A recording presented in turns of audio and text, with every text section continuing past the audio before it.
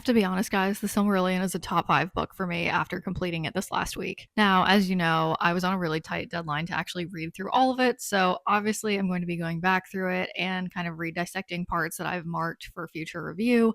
But I do just want to say, on a first pass, it truly was a magnificent read. I think in some cases, the textbook style is probably a little jarring after reading Lord of the Rings and The Hobbit, but for me personally, I am like obsessed with encyclopedias of lore. And for my own writing universe, I'm like developing an encyclopedia from the dawn of time until when my story starts. And so I feel like picking up the Silmarillion just, it almost felt like a primer on like what to do with my own encyclopedia, and it just gave me all of the information that I'd been desperately wanting all the time I was reading Lord of the Rings and all the time I've been watching the movies all these years. As someone whose special interest with Lord of the Rings has been Morgoth for a while, this was everything I wanted and more in a book.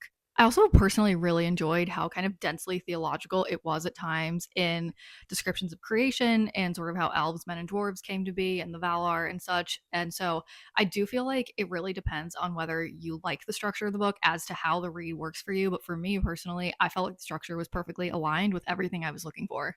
I definitely want to do a deep dive on each section of the book for further videos and kind of talk more about my perspectives on each of them and which ones I like the most. But for now, I just need to say, wow, I literally binged the end of it and then was so tired after finishing it because it's kind of a complicated read that I've been taking a couple days off reading, in all honesty. But truly, my most anticipated read of the year, and for good reason. I absolutely loved it and will be coming back to it over and over again in the future. So if you've been putting the Silmarillion on hold because it seems intimidating or just because you've been getting to other things and you know that you're going to come back to it, this is your sign to move it up on your TBR. It is so good. It is worth all the hype and worth all the effort of reading it, even though it can be pretty complicated at times.